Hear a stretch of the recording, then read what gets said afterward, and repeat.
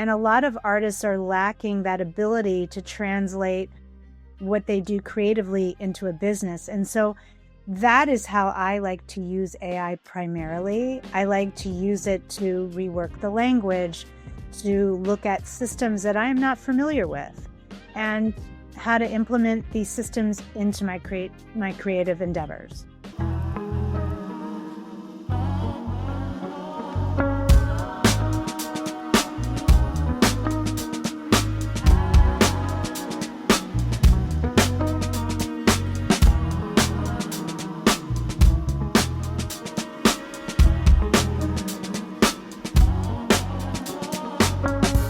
Welcome to this week's episode of Pickles and Pasta with Steph and Jay. And this week we are going to be talking about the future of creativity, AI, tech, and human expression. That's a mouthful. That's a mouthful. That was good. And you didn't really even rehearse for that. You just went right in. There's a star, ladies and gentlemen. There's a star. You're watching. If you're not watching, I strongly suggest you start watching because she's worth looking at. Anyway, yeah. So I mean, this is obviously, this is not new news. I mean, but it's certainly a hot topic. I don't think a day goes by that I don't either talk to somebody who's also in the AI space or that's talking about it, but it always comes up. Like it's just coming up all the time. And I mean, yeah, I think obviously in the creative world, it's certainly huge in the creative world. I mean, obviously Hollywood is petrified, which I think is unwarranted. And, all sorts of industries you hear all the time in the job market and stuff like that. So, I think it's important. I think you have a lot of experiences around this. I have a lot of experience around it. I think, it's good to kind of share a little bit about, maybe starting with because I think our journey in AI is a little different. So maybe do you remember your first, when you first heard about AI or first, I don't mean from watching in movies, whatever, years and years ago, but I mean when it was okay, this is actually a thing. Do you remember your first experience or how you felt around it? Yeah, definitely. I think before ChatGPT became something you could pay to use, it was in this exploratory phase. I don't know the proper term for that because I'm not really a tech person, but I got on it as soon as it was a thing. And not being a tech person, but being a creative and being an artist, I was just very curious. And I think that really speaks to my level of curiosity about all things as a creative. Curiosity is what drives my creativity in many ways. So AI was just another tool that I was curious how I would be able to utilize it. And I don't think it's so much is this question of bringing taste.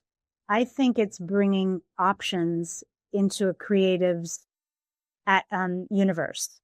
And I use it to help look at what my options are and to fine tune my own language so that I can be more creative and more efficiently. Right. I mean, well, you use Steph GPT, and you use it religiously, and it's an interesting thing because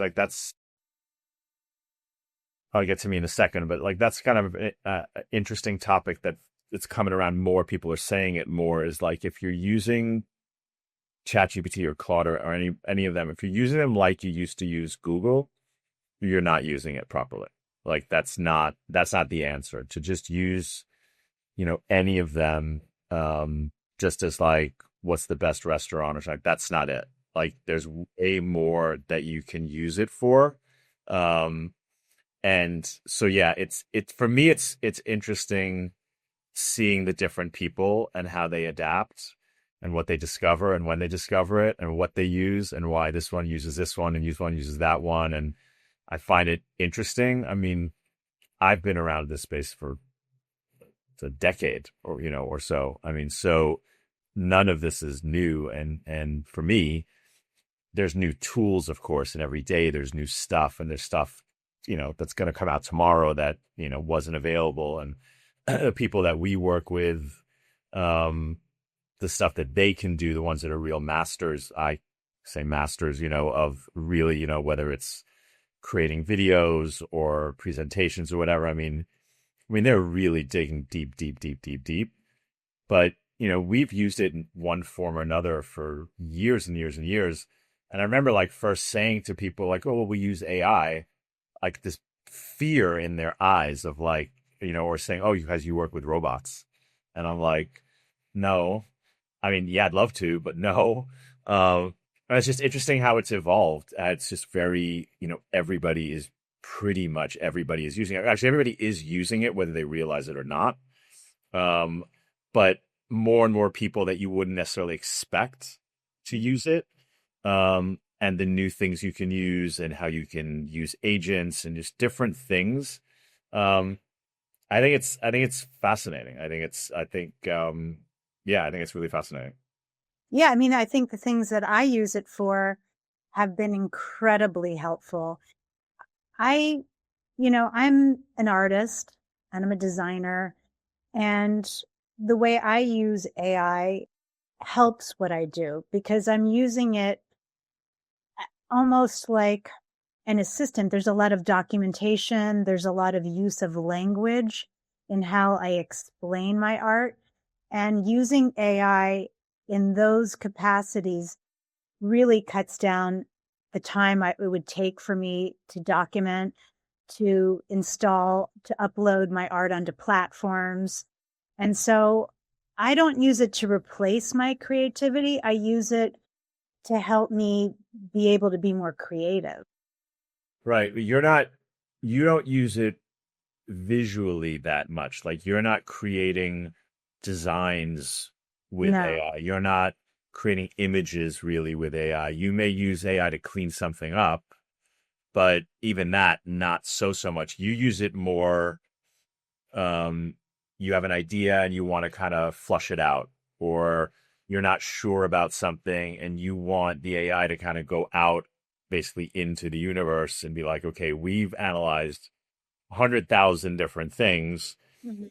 This is based on you, which now your Steph GPT knows you fairly well. So it's okay, I know you like this. You're not going to like this, or this is not going to be good for you. This doesn't tie into your brand. A lot of people are doing this, but it's not for you. And it gives you advice and guidance around that. So that's a way to use it for sure. There's obviously many other ways, but and I know you have done a little bit with like images and stuff like that here and there. I Like, did you have. dabble with it just the other day? You did something. Yeah, I dabble with it a little bit to do mock-ups, but actually I dabbled with it a little bit the other day because I'm considering Oh, that's cutting right. Right. hair. That's me. I remember you used to post that. Yeah. And it was pretty amazing. I was surprised when it came back with an image of me with a bob haircut that I am interested in maybe getting, which you may see soon on this podcast. But um I find the visual, at least on the Chat GPT, I know that there are other AI tools that are better with visual things, but Yeah. honestly, ChatGPT is not the best I'm at it. not going to be spending like that's not that interesting to me. Like, yes, once in a while I'll use it to mock up something and that's fine. I think maybe when I get to a different place than I am currently in, I may need a tool like that. But right now I'm just not using it in that way and I don't have a real need for it, you know, to be Yeah. doing that. Yeah. So, I think your experience will evolve obviously over time in this. I mean, as you get a little bit more comfortable, and you've been using it for a while, and you use it religiously, use it all day. I Pretty much do every use it, day. yeah, when I'm on my Yeah. computer. Yeah. Um, but I think we'll see what happens over time. I mean, you may start using some of the newer features out, new things that are out there. I mean, agents are not something that were that easy to use ages ago. Now a lot. I mean, I spoke to a guy yesterday who has like multiple agents working for him. He basically has an entire staff. He has like 8 people, 8 different agents, and one agent created another agent and created another agent and created another agent like this, which he started the process, obviously. Um, and it's doing all sorts of things for him. So he is a creative. He's done some very interesting things. He's doing some tech stuff now also, which is very, very interesting in the creative space. But these are things you haven't utilized yet. Right. You may, you may I not. actually may. As you're talking, it kind of gave me a little bit of a curious thought, like, wow, maybe I could use an agent to do outreach for me in some way for, There's lots. There's you there's know, lots of different things. There's lots. There's lots organizing, filing, a lot of stuff. I mean, the way he told me something that he did, which I was starting to look into, and it was really helpful for me that he had this call because it really pushed me to kind of do this, uh, of like organizing your files. It's all a question of what access you give and how you do this. And I mean, and it's different ones. Like it's not ChatGPT, I mean, it's Claude Coworker. I think it's called Cowork or whatever.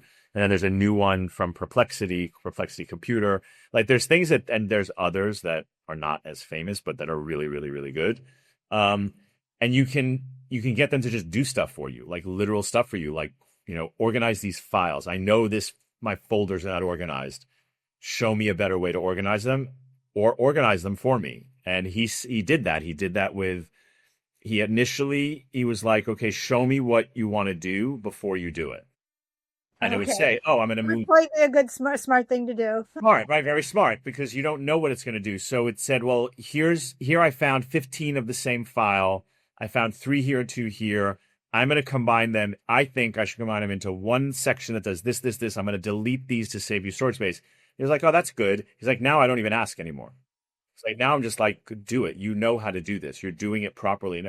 So there's all these like little things that we just don't know where this lands, like in 5 years, what the agent's going to do and how it's going to work and all that. But I think it's interesting. And, it's a question of what you're like with everything. It's what are you looking to accomplish? Right. So if there's things that you either don't do well, and so you want the agent or the AI tool to do that for you, that's one thing. If there's stuff that's like you do it well, but you don't have enough hours in the day, and this can save you an hour or it can save you 15 minutes, whatever, or you want verification or you're not a good designer, you know what I'm saying, but like you're not a good deck builder or you have a great idea but your English or your speaking skills are not that great, so you want the language to be better.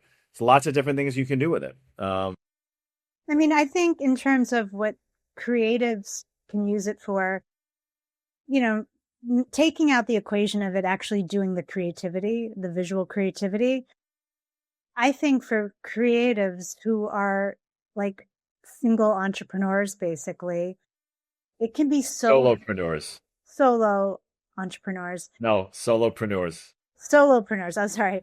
Oh, got it Okay. now. It's a new word. It's not a word that The existed before. Schweid word.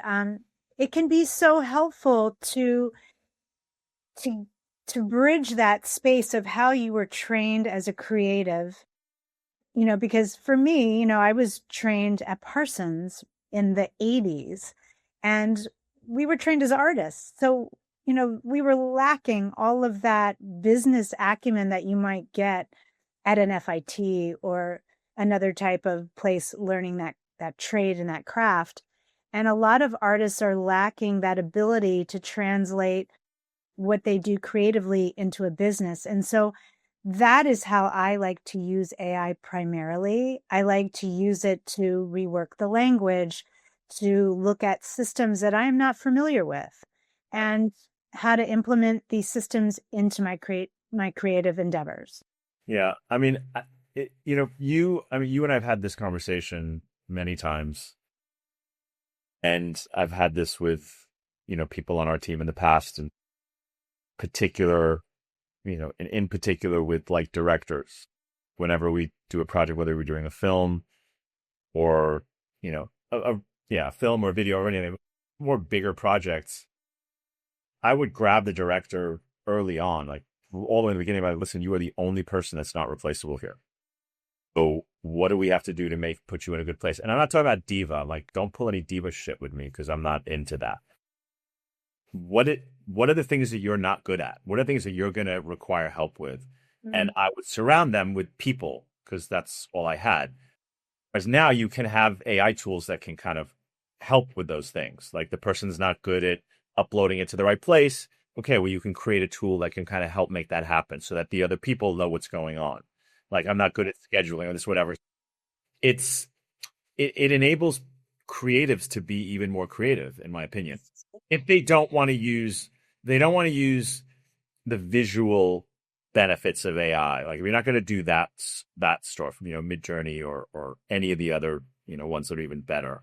Um, you can use it to do the other stuff, and then you do all the creative stuff on your own. That's fine. It also can help you though with ideas for creative. Like, it can, it's not just, it doesn't have to necessarily draw it for you or build it for you. It could say, hey, here's some combinations that are interesting, or based on the work that you've been doing, here's an interesting thing you could explore that could expand your portfolio. Or, you can use it for that too, but it's still using it in a non-visual way. It's using it Yeah. another way. Yeah, totally. Like as you're talking, I just had the idea I could take some of the recent paintings that I did for Have Some Fun Today, and I could upload them into my ChatGPT or Claude. I have to get better with Claude because I just downloaded my data from ChatGPT to upload it to Claude so that I can have two different AI tools. Apparently, Claude is better with certain other things, and ChatGPT is better with the language. So but the point I was going to make is I could upload these images and say, what else can I do with this for this brand, for this specific demographic at this specific price point? And how could I get these items made on a, um, pay per production basis? Like there are so many endless ways you could use these tools without using it to actually create the visual, the creative thing. Yeah. Yeah, there's no question about it. I mean, do you think you would use the AI in the future? You think you would use it to like make a painting better or or change it? No, I don't think so. But like never say never. I'm not really a person to like be like, "Oh, that's never going to happen in general." I'm a very open-minded person. When it comes to creativity, for me, I find that that is the best way to be. When you're blocking out a possibility, that's still a block. So I like to stay very open, but I don't really see that because to me, like hands-on, I mean, literally hands-on, I'd paint with my hands if I needed to. So like the idea of a computer, getting involved in my actual creative process of painting, it just doesn't feel right. It doesn't feel necessary. Yeah. Yeah, no, that makes sense. I think there should be things that AI shouldn't have a place in. I do. Like the actual hands-on creativity, I think is something to feel blessed to have. And we should be supporting that more of each other.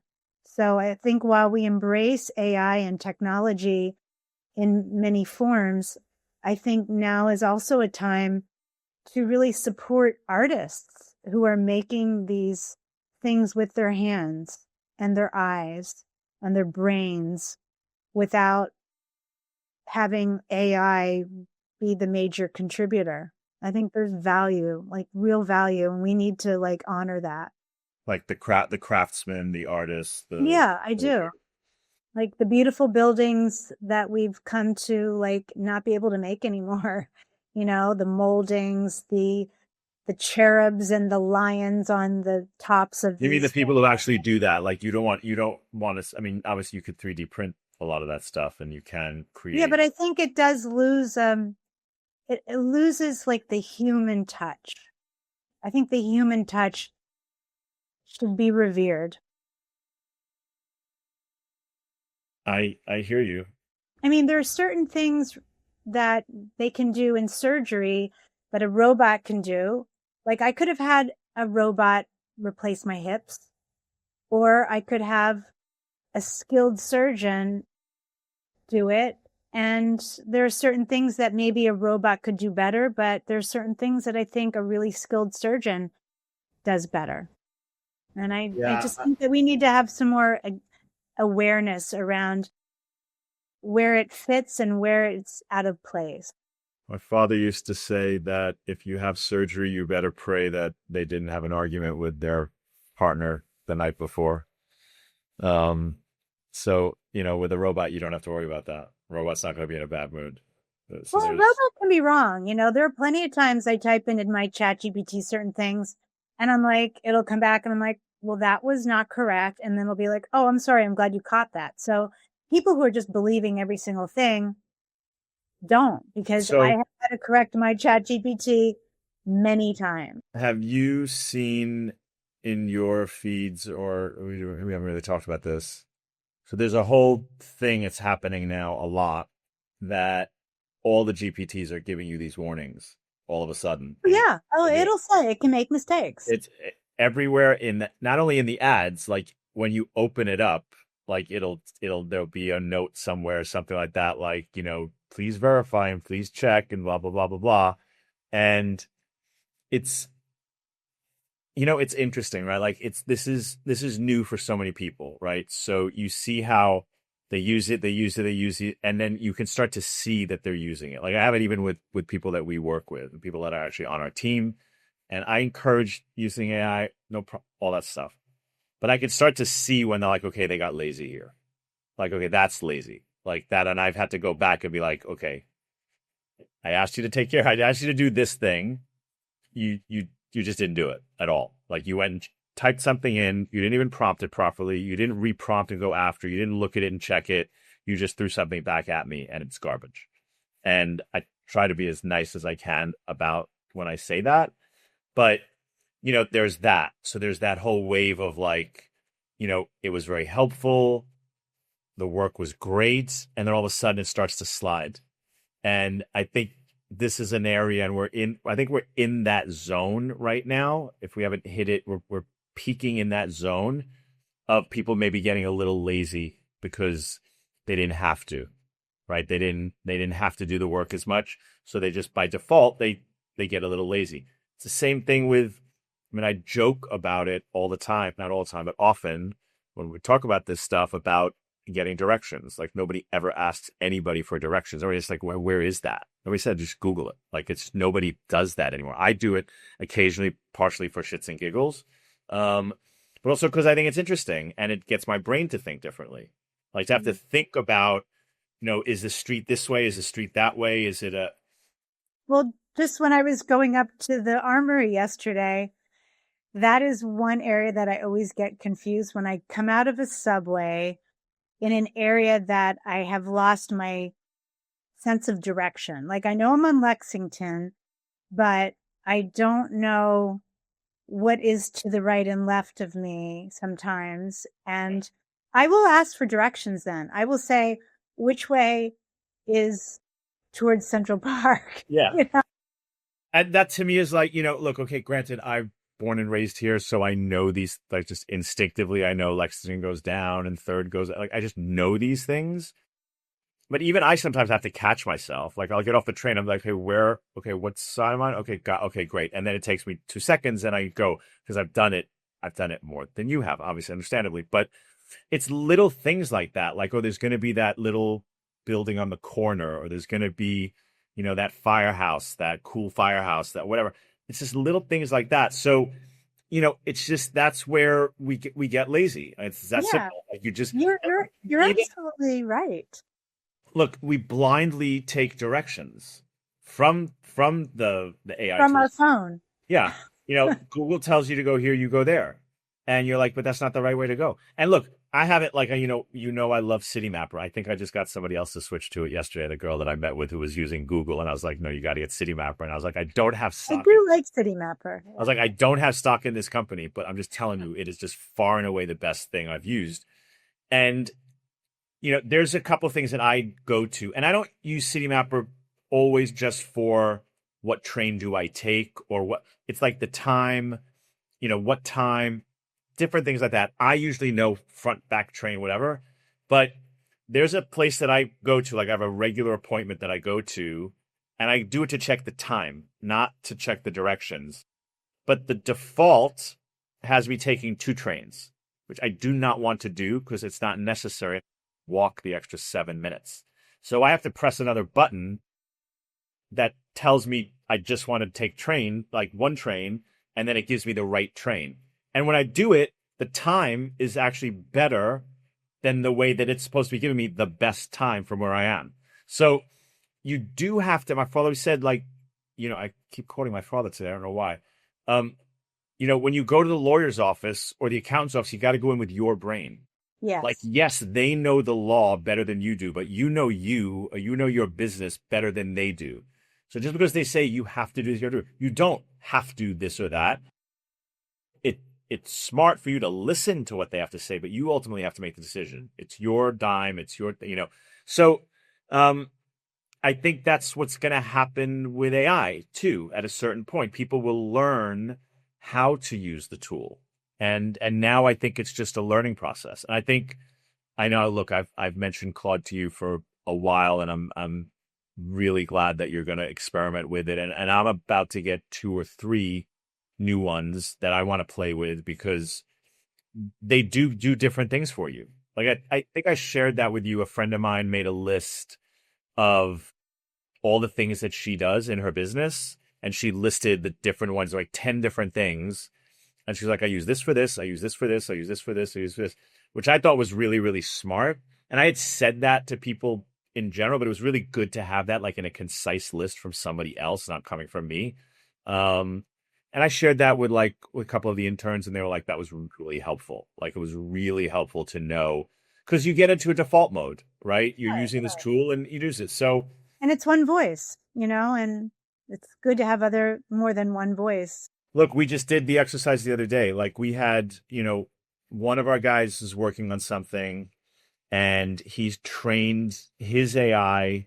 Like, he has different trains that he's trained, one on effluence, one on village, one on have some fun today. When he's trained them like by over and over and over again. When he talks to that one, he talks this way, this way, this way. When he talks to that one, he talks this way, and he feeds it different information. He's really, really good at it. And he knows how to prompt lots of stuff.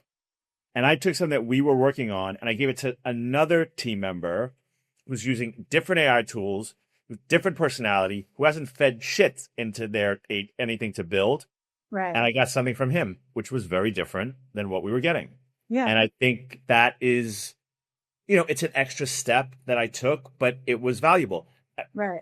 Part of what we fed in there was what we got from the other part, right? So we're kind of just doing what we can to make it better and better. And I think the But fact that we can obviously, do you're that is a taking good, out the things that you don't think are valid right. in the process as well. I'm Yeah. sure there are things that you're like, that's not. Well, with this exercise, I put everything in purposely. Oh, okay. I wanted a totally fresh, clean set of eyes, AIs, to really like you don't know anything except you have the ability to go out to the universe to kind of think this through. Here's the basic question. Here's the information. Look through this and then go beyond and come back to me with here's what I'm looking for and I don't have it.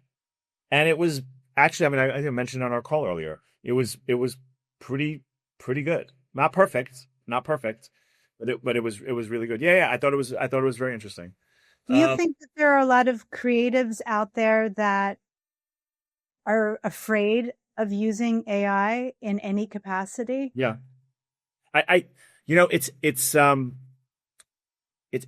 Listen, it's humans, right? So people that have a fear of losing their job, have a fear of using a tool that might be the tool that's going to help enable them to lose their job, right? So they don't use it even though their competitor is using it. They kind of have this bug and this block, and so they kind of don't do stuff. We have guys that we work with, that are part of our global team that I know aren't using AI. I mean, I've spoken to them and they're like, "Nah, I don't use that." I'm like, "I really think you should." Mm-hmm. Like, "Nah, I don't need it." I'm like, "Actually, you do. Not need. I don't like to use that word, but it really could benefit you." And I have friends that are filmmakers that I'm like, I know the movie that they're working on. I'm like, you guys you've got to use some AI in this. You're going to save a shit ton of money. You're going to have a better product. You're going to be so much happier. You're going to have so much more time to do the other things that you really don't have time for right now. But they're like, this is the way I shoot. This is the way I do it. and it's fine. And, time will pass them by. Time will pass them by. I mean, unfortunately, I think, um, I think the more when you're particularly in the creative world, but I think in general, the more you can learn about what's going on in your world or that can affect your world, the better. And then you can decide what tool to use and what not to use. But there are definitely people that are just like, I'm not going to use AI to help me write a script, or I'm not going to use AI to help me with my storyboards, or I'm not going to. Okay.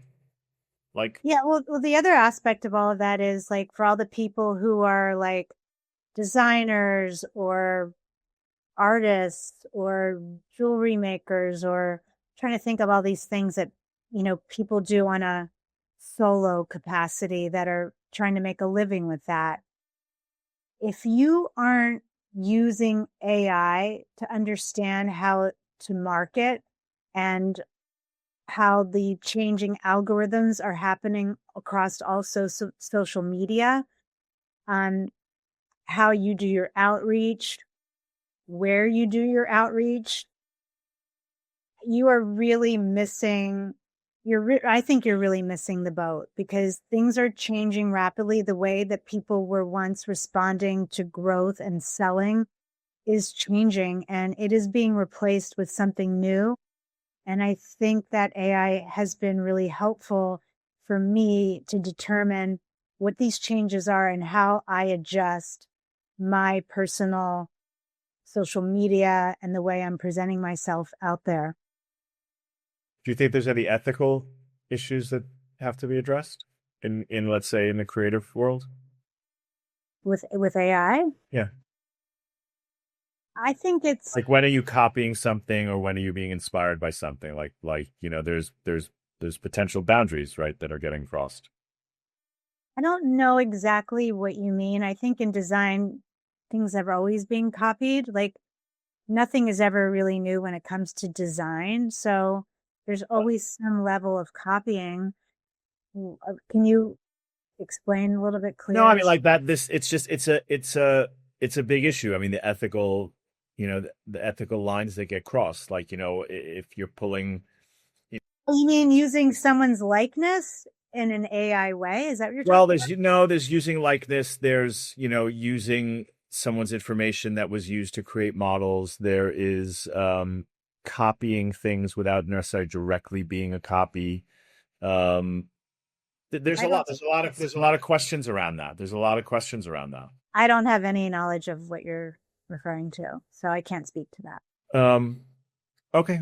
I mean, if you're creating something, somebody could see that, and that design is your design, right? That's your creation. You don't want someone else to copy that, right? Well, there's copyright laws and we have a trademark, so that's as good as we can do. But I mean, no, we do know that people have some fun today. It's probably happening right now. I've had people send me images of products all over the world that literally are the same design and the same words. And there's only so much you can do, and that might continue, but good Yeah. luck. Yeah. Yeah. No, look, I think coming from a fashion and design background that you come from, I think you probably have a little different perspective than some people might have that are not from those worlds because you hit it on the head. Every design has been copied, like full on. Like not maybe it's not maybe kind of sort of like 100%. Oh, that was a Yves Saint Laurent. Oh, that was a Hermes. Like it I just mean, is it's all straight up. reinterpreting. We're Yeah. reinterpreting the '90s right now. Last year was the '80s. Like it's always a regurgit. Like, don't throw away your shoes because they're going to come back around. I mean, they might not be comfortable to wear, and I certainly am not going to be wearing a pair of 5-inch stiletto heels ever again. But hey, I'm sure that there's going to be a designer coming out with the exact pair of shoes that I already have in my closet from 20 years ago. No doubt. Yeah, I feel you. Yeah, I look. Yeah. If you could make one that is actually comfortable, that would be something new. Well, didn't was it? Remember the Spanx girl tried to Oh, do. don't even say that. I'm sorry. She's a lovely woman. I'm so happy for her success, but there's no effing way. I mean, you would were never so let us come on. use. We were both so rooting for that to work, I was, because I was like, oh, and then they maybe, showed it. Then they released it, and I was like, oh my god, that's hideous. It God was a bless sneaker her. on a heel. It was a God sneaker on bless a her. heel, I right? It think she's a billionaire. was a sneaker on a heel. Yeah. No, AI did not tell that's her a to do that. no. Maybe it did. No, it was pre GPT. Was it Sneaks? I think it was called. Is that what it was called? Thing. Yeah, should have been called Stinks. Yeah. Anyway, again, all due respect to her, I agree with you. I think she's amazing, and I think the way she built her brand and everything else, I think is amazing. And her husband is cool, and he's amazing. I mean, God bless her. I'm not trying to shit on her, But but honestly, you couldn't do what she did today. Like her thing was forcing herself into Neiman Marcus's and being that wouldn't exist today. yeah, Like we're lucky if we have a that's a Neiman. whole other topic. Yeah, that's a whole other topic. But yeah, no, that's fair. That's fair. Um, just before we kind of like wrap up, like, was there I mean, how long have you been using Steph GPT now? Six About year, 3 years. three No, years, I think three so. years. At least 2 years. Yeah, at least 2 years. Okay. Time flies. Was there like a holy shit, I can't believe this just did this moment? Like, do you remember anything that was that? I think when I started really thinking it could help me formulate how I shift my brand and what the steps are to take, that was like me having a conversation with like an MFA professor Okay. or a marketing guru. So that when I experienced that, I was like, oh, I could really use this to expand my knowledge because that was something I was definitely lacking in. What are the other ways of doing this? And how do I formulate, language that sounds like I've been doing this for my whole life when I haven't. So I think it's helped up level my communication. And I do agree. I don't want it to sound too perfect. So you have to be a little careful. But when I found that it could help me save so much time in writing, when I have to apply to residencies and open calls, like it's a time suck to document art. And this tool has been so helpful in helping me get my applications out there. And I've come to develop like a language that I feel does sound like me and does come from me. Right, but you're just but to for my clarity's sake. So, but when you say like to do the descriptions, like you write a description of your art and then it makes it better. No, I put a photograph of my art in and I ask it to describe it. Okay.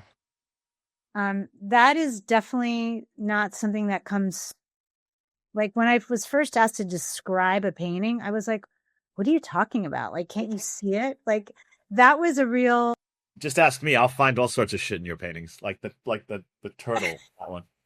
Nobody sees the turtle, yeah, right? but to describe it in a way that is a known way of describing something in the art world is not anything I had experience with. Yeah, no, fair enough.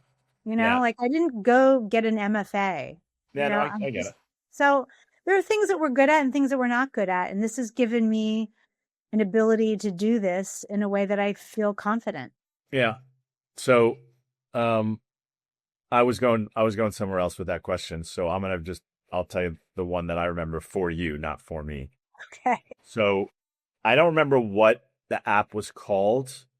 Um, but and this is a while ago. This was in the six finger territory time of Oh, AI. yeah. Okay. And we put something in to like create ads for Oh, Have yeah. Some Fun Today. Yeah. There was some app. And it put Have Some Fun Today like on like a store sign, like it put it there. Uh, And so that was find really, oh, that's kind of cool. And like, oh, that's kind of cool. And like in a nice little town with a little shopping center. So that's kind of cool. And then I remember looking at it and I was like, do you notice anything else in this video? And you were like, not really. I was like, do you notice that that girl looks like you 5 years ago? And do you realize that that girl looks like you now? And you realize that girl looks like you in a different outfit? And they all looked like you. Like, not identically you, but they looked like you. Like, and the fact that the AI picked up on that with you in these ads, it was kind of a little freaky. And then there was the one that had the two thumbs.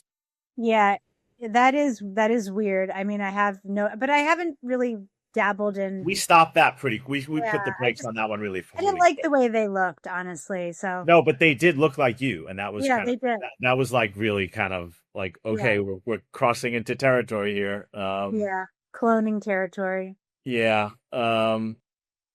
Okay. So, in a nutshell, if you had to summarize it, like, how would you say as a creative, you're using AI or you are expanding your use of AI, like that really helps you with your, with your work, with the stuff that you do?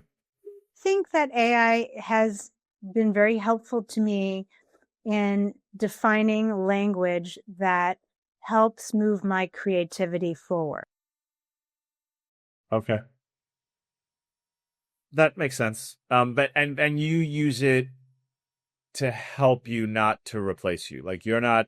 You're still you're the creator, Yes. and you're using AI tools to kind of accelerate that, to kind of make it so that the world can understand what you're creating and what you're doing, basically. Yeah, and have the proper language in, let's say, the art world, or because it can replicate style of language, I think, very well. And so, like, I use it for writing my newsletters. Like, I will write a newsletter and then I will put it into AI and I will highlight the points that are very important to getting across and why. And it helps me do that faster. I'm a painter. I'm a designer. I'm not a writer. Like that's not my strength. I would be writing novels.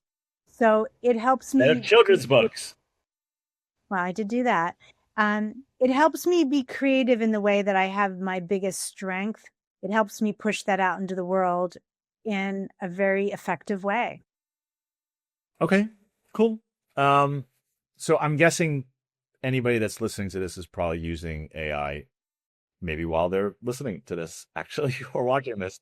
Um, but I would suggest, if I may, that think of using AI in different ways, maybe, for a week. Like try, you know, I don't know, one task you could use it, you brainstorm with it, or one to use it for structuring, or one to use it to edit. Like use it in different ways.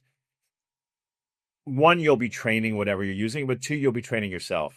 Like you'll learn more about how to get the most out of the AI tools. I think that would kind of be, if I was to make a, people ask me like, what do you use it for? Like, all the time because of my background and experience. And I don't give that, I kind of try to use that as a learning opportunity, like a way to guide them. I don't want to tell them what to do. I want to be like, well, think about this or try these different things. So I think that would be probably helpful for people. Anything you could think of, you would make as a suggestion to somebody like in the creative space, what they should, what they Yeah, could I do. mean, if you're a person who's creating with your hands as a visual artist or a designer, I mean, I think that AI is very helpful in having brainstorming sessions on positioning or marketing or, newsletters are now becoming much more important as people's reach on social media is becoming dwindled unless you're paying for it.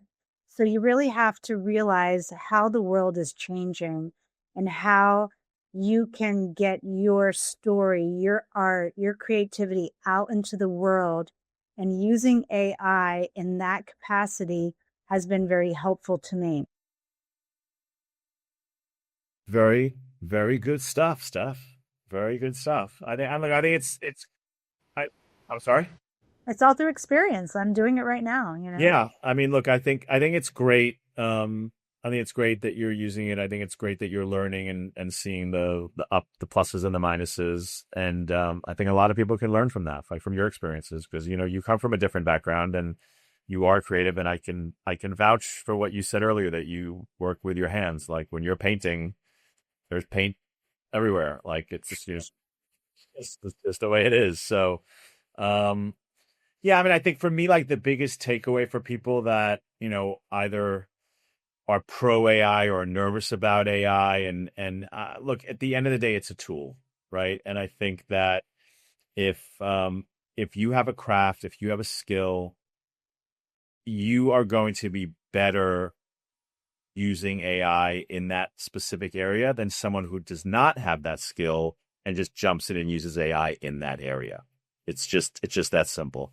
A filmmaker that uses AI can use AI to be a better filmmaker. Someone who just wants to make AI films is not gonna be the same. So the human element intertwined with the technology, that's the home run. That's the one. And I think we're getting closer and closer for people to understand that. And by that, what that does is it makes everybody's use of the same AI tool a little bit different. So the output ultimately will always be a little bit different. And I think that's a positive thing. Yeah. Yeah. And I would just close with this statement that, at some point this isn't going to be a option. It's just going to be the way it is. So the longer you push away your curiosity about seeing what these tools are and what they're about and how you can use them with your own given creativity, talents, the better off you're going to be. And so I recommend just lean into what it is at least. Maybe you don't want to use it. That's up to you, but this stuff isn't going anywhere. And I think that creativity, human expression, tech, and AI can all work together. Well said, darling. Well said. All right. Well, this was fun. Thanks for doing this with me again. Um, and yeah, let us know what you guys think. If you're not following us already, please do check us out on all your favorite channels, and we will see you again real soon. Cool. Bye. Bye.